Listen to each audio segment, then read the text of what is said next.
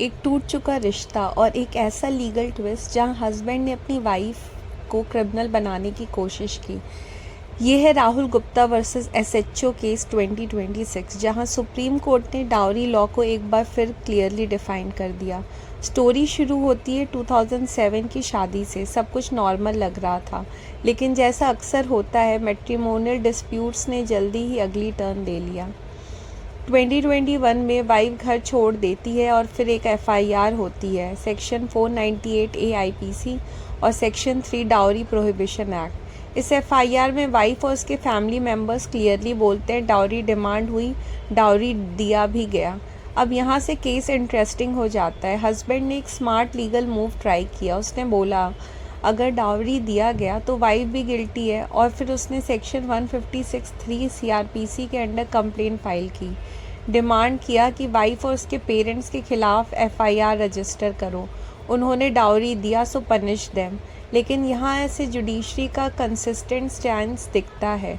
Magistrate ने मना कर दिया, सेशन कोर्ट ने अपहोल्ड किया, हाई कोर्ट ने भी रिजेक्ट कर दिया, और फाइनली मैटर पहुंचा सुप्रीम कोर्ट के पास। सुप्रीम कोर्ट ने एक बहुत क्लियर और पावरफुल ऑब्जर्वेशन दिया। डाउरी लॉ का पर्पस विक्टिम को प्रोटेक्ट करना है, उनको पनिश करना नहीं। कोर्ट ने सेक्शन 7(3) DP एक्ट को हाईलाइट किया। ये प्रोविज़न कहता है जो पर्सन एग्रीव्ड है उसके स्टेटमेंट उसके खिलाफ यूज़ नहीं होंगे। मतलब सिंपल लैंग्वेज में अगर वाइफ बोलती है कि उसने डाउरी दिया, तो उस स्टेटमेंट को यूज़ करके उसको जेल नहीं भेजा जा सकता। गवर्नमेंट ने एक और इम्पॉर्टेंट रीजनिंग दी। इंडिया में रियलिटी क्या है? डाउरी अक्सर फोर्स या प्रेशर में दिया जाता है।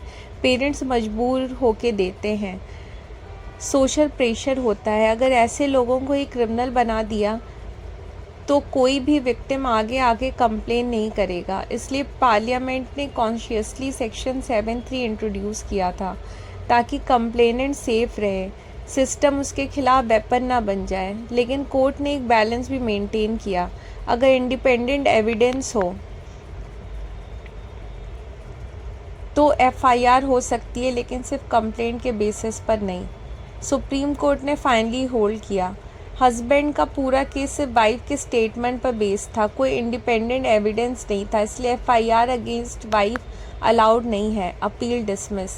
ये जजमेंट एक स्ट्रॉन्ग मैसेज देता है, लॉ का मिसयूज दोनों साइड से हो सकता है, लेकिन विक्टिम को क्रिमिनल बनाना ही एक्सेप्टेबल नहीं है।